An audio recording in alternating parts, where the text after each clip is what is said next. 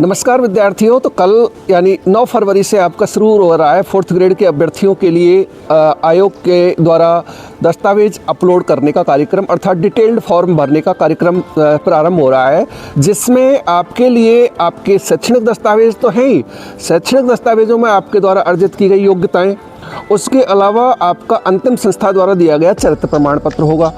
चरित्र प्रमाण पत्र के अलावा आपके लिए आयोग द्वारा 13 पृष्ठीय एक फॉर्मेट जारी किया गया है, जिसके अनुसार आपको कुछ घोषणाएं व शपथ पत्र संलग्न करने होंगे। आप जब देखेंगे तो कुछ घोषणाएं सामान्य कागज पर तैयार होनी है, जो आपको स्वयं के हस्ताक्षर से तैयार करनी है। कुछ घोषणाएं आपकी 50 रुपये के नॉन जुडिशियल पेपर पर तैयार होनी है, जिसमें आपकी यदि प्रथम घोषणा की बात करें तो आप जो दस्तावेज संलग्न कर रहे हैं वो दस्तावेज पूर्णतः सत्य हैं, आपके अपने हैं, आपने अच्छे से अर्जित किए हैं उक्त घोषणा। इसके अलावा आपके थाना परिक्षेत्र में आपके ऊपर किसी भी प्रकार का आपराधिक प्रकरण दर्ज नहीं है, ऐसी घोषणा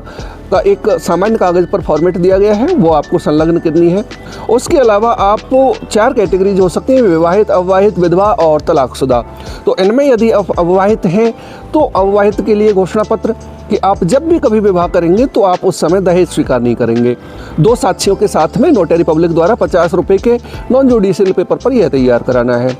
यदि आप विवाहित हैं तो वहाँ 2 कंडीशंस हैं। आपका विवाह यदि 22 मई 2006 से पूर्व संपन्न हुआ है तो आपके लिए एक घोषणा पत्र का फॉर्मेट दिया हुआ है, वह आपको फिलअप करके लगाना है। यदि आपका विवाह 22 मई 2006 के बाद का है तो उसके बाद आपको आपका मैरिज सर्टिफिकेट संलग्न करना होगा। यदि आप मैरिड हैं तो आपको संतान संबंधी घोषणा पत्र सामान्य कागज पर देना होगा कि आपकी 2 संतानें हैं और आपकी 2002 के बाद में संतानों में कोई वृद्धि नहीं हुई है। यदि आप विधवा हैं तो तलाकशुदा हैं, विधवा हैं या तलाकशुदा हैं, कोई भी कैटेगरी में यदि आप आते हैं, प्रत्यक्षता की कैटेगरी चाहे विधवा की, तो उसके लिए भी आपको घोषणा पत्र के फॉर्मेट दिए हुए हैं, वो आपको तैयार करके जमा कराने होंगे यानी अपलोड करवाने होंगे। इसके अलावा आप जो दस्तावेज संलग्न कर रहे हैं वो पूर्णतः सत्य हैं, यह दस्तावेज घोषणा आपको देनी है। इसके अलावा आप धूम्रपान, गुटखा, जयंती इत्यादि का सेवन नहीं करते हैं, उक्त घोषणा आपको देनी होगी। संविधान के नियमों का आचरण का पालन करने का आपको घोषणा देनी होगी। उसके अलावा आपको आपने जो हस्ताक्षर अपलोड करवाए हैं या आपने परीक्षा के दौरान जो हस्ताक्षर किए हैं, उक्त हस्ताक्षर का एवं अपनी स्वयं हस्तलिपि का एक नमूना भी उक्त साइट पर अपलोड करना होगा, SSO ID पर जाकर के जो आपको अपलोड करना होगा। आप अपने समस्त दस्तावेज के साथ साथ अपना 1-2 गजेटेड अफसर से चरित्र प्रमाण पत्र तैयार करके भी संलग्न करेंगे, जिसमें आपके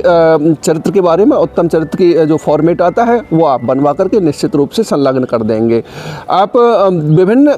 दस्तावेज को अच्छे से तैयार करके अपना समयबद्ध रूप से उस पर अपलोड कर दें। 13 पृष्ठीय फॉर्मेट आयोग ने अपनी वेबसाइट पर दिया हुआ है, आप उसको वहां से अपलोड करके पहले अच्छे से उनको कागज़ को तैयार कराएं। जो नॉन जुडिशियल पेपर तैयार होना है वो आप 50 रुपये का एक स्टाम्प खरीद के उस पर तैयार कराएं, और जो सामान्य कागज़ पर तैयार होना है उसे आप सामान्य कागज़ पर अपनी हस्तलिपि में लिख करके सबमिट कराएं। इन सभी दस्तावेज को समयबद्ध तरीके से आप सबमिट कराएंगे तो निश्चित रूप से आप अपने DB प्रोग्राम में आगे पहुंच सकेंगे, और उस समय पर ओरिजिनल कागजात के साथ में इनका मेल या मिलाप किया जाएगा, जिससे आपको आगे 1 गुना यानी कि पूर्णतः नियुक्ति पाने वाले अभ्यर्थियों में स्थान मिल सके। किसी भी प्रकार की त्रुटि से बचने के लिए अपने समस्त दस्तावेज में स्पेलिंग्स यानी नाम की स्पेलिंग्स हिंदी, इंग्लिश, अपने नाम, माता पिता की नाम व DOB किसी में भी यदि त्रुटि है तो समय रहते हुए उसे उचित रिकॉर्ड के अनुसार ठीक कराएं,